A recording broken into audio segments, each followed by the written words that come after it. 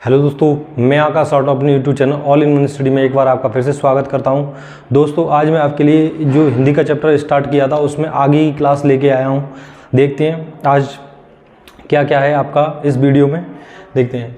तो देखिए, time waste ना करते हुए अपने वीडियो की ओर चलते हैं। और जो पहली एंडिंग है वो है आपकी बोली। दोस्तों, बोली किसे कहते हैं? तो जैसा कि लिखा हुआ है, एक छोटे से क्षेत्र में बोली जाती है, वह इसमें साहित्य में रचना नहीं होती है। तो देखिए, बोली क्या होती है?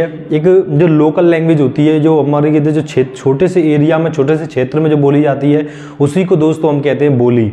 और इसमें कोई इसका क्योंकि खुद का व्याकरण नहीं होता है, खुद के शब्दकोश नहीं होता है, शब्दों का भंडार नहीं होता है, तो इस वजह से ये होता है, इसका खुद का कोई व्याकरण नहीं होता है, इस वजह से इसमें साहित्य में रचना नहीं की जाती है।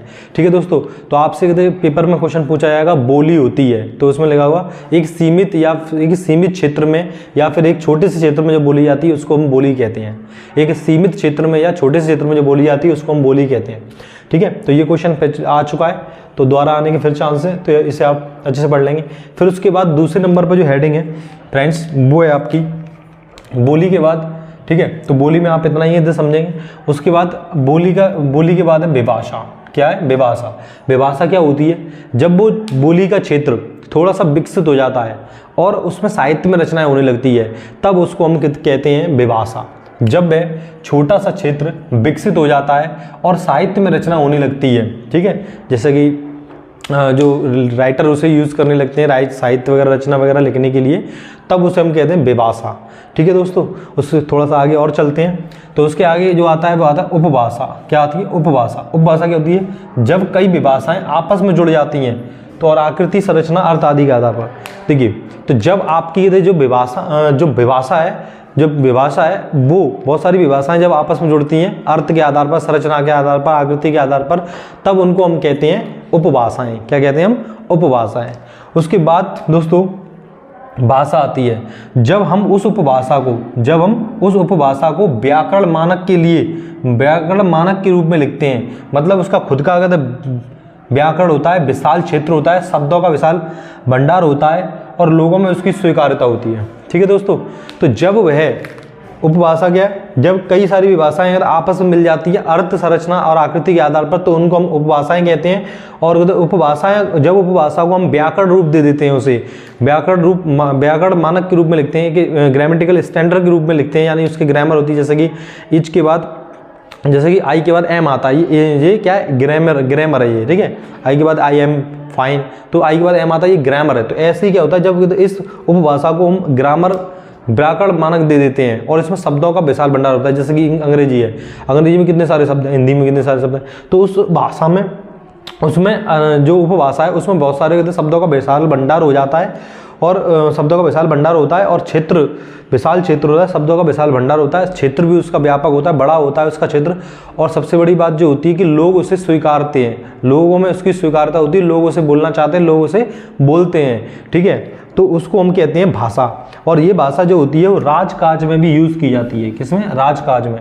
राजकाज करने के लिए यूज़ की जाती है, इसीलिए इस भाषा को राजभाषा भी कहते हैं। जो राजपाट होते थे उनमें हम लिखने के लिए राजपाट में भी इसका राजकाज में करते हैं ना, शासन के लिए राजा वगैरह, उसमें लिखने में भी ये यूज़ की जाती है, तो उसको हम कहते हैं राजभाषा। ठीक है, तो आपसे यहाँ से पूछा जाएगा कि छोटे से क्षेत्र बोली किसे कहते हैं? तो छोटे से क्षेत्र में जो बोली जाती है उसे बोली कहते हैं। फिर वो थोड़ी सी डेवलप हो जाती है, थोड़ी सी विकसित हो जाती है, और उसमें साहित्य में रचना होती हैं। बोली में साहित्य में रचना नहीं होती हैं, और जब वो डेवलप हो जाती है और उसमें साहित्य में रचनाएं होने लगती है, तो विभाषा बन जाती है।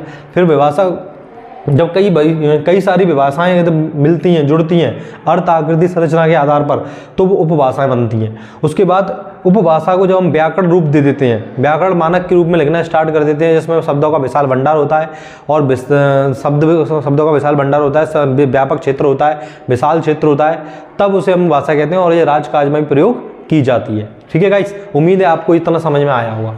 उसके बाद एक क्वेश्चन पूछा जाता है कि हिंदी का जो भाषा भाषा शब्द है वो किससे बना है, तो आपको बता दूं भाषा शब्द भाष्य धातु से बना है। किससे बना है? भाष्य धातु से बना है। धातु वगैरह क्या होते हैं मैं आगे आपको वीडियो में चैप्टर पढ़ाऊंगा तब आपको बताऊंगा। जिसका अर्थ होता है बोलना और कहना। जिसका अर्थ क्या होता है? बोलना और कहना।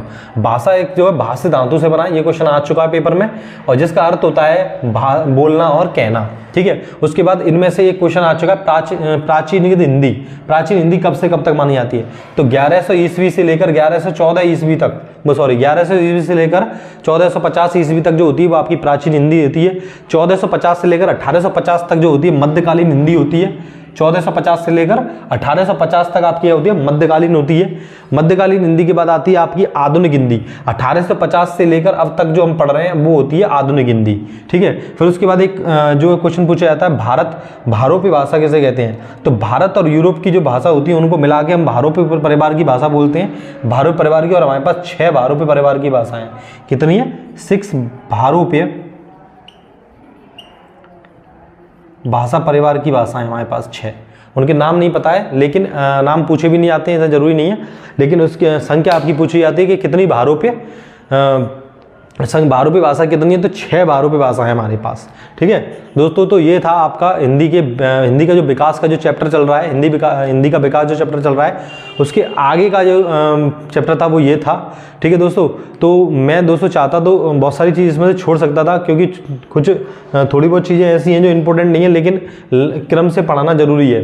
अगर मैं आपको ये डायरेक्ट पढ़ा देता बोली, उसके बाद सीधे आ जाता भाषा, विभाषा उपभाषा नहीं पढ़ाता, तो आपका दिमाग में थोड़ा इमेज क्रिएट नहीं हो पाती।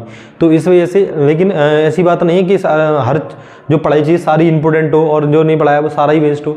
ठीक है, तो ये आपको बिल्कुल सीक्वेंस से पढ़ाना जरूरी है। बहुत से लोग ऐसे कहेंगे फालतू में ये वाली पढ़ा दी, यही पढ़ा देते, जैसे कि ये आता है पेपर में, ये आया था, ये आया है, और ये भी आता है, ये भी आता है, ये दोनों आज तक नहीं पूछे गए हैं, विभाषा और उपभाषा। तो इसका मतलब ये नहीं इन्हें पढ़ाया नहीं जाए, क्योंकि लिंक है, आगे लिंक है। जब तक आप ये अब यहाँ पे आपसे उपभाषा क्या होती है तो आपको समझ में तो आ गया ना कि उपभाषा क्या होती है। बहुत सारी विभाषाएं मिल जाती हैं तो उपभाषा बन जाती है।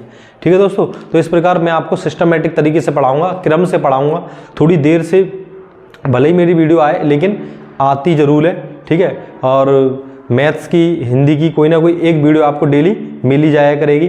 ठीक है दोस्तों, और मैं उम्मीद करता हूं कि आप वीडियो को लाइक शेयर सब्सक्राइब करते करेंगे और इसमें कोई कमी नहीं करेंगे। ठीक है दोस्तों, पूरा वीडियो को पूरा देखना। ठीक है, और आपको बहुत मज़ा आएगा। आगे चैप्टर बहुत इंटरेस्टिंग है और इसमें भी बहुत इंटरेस्ट आएगा। बहुत सारे चीज़ें बहुत ज़्यादा इंपॉर्टेंट है इससे आगे।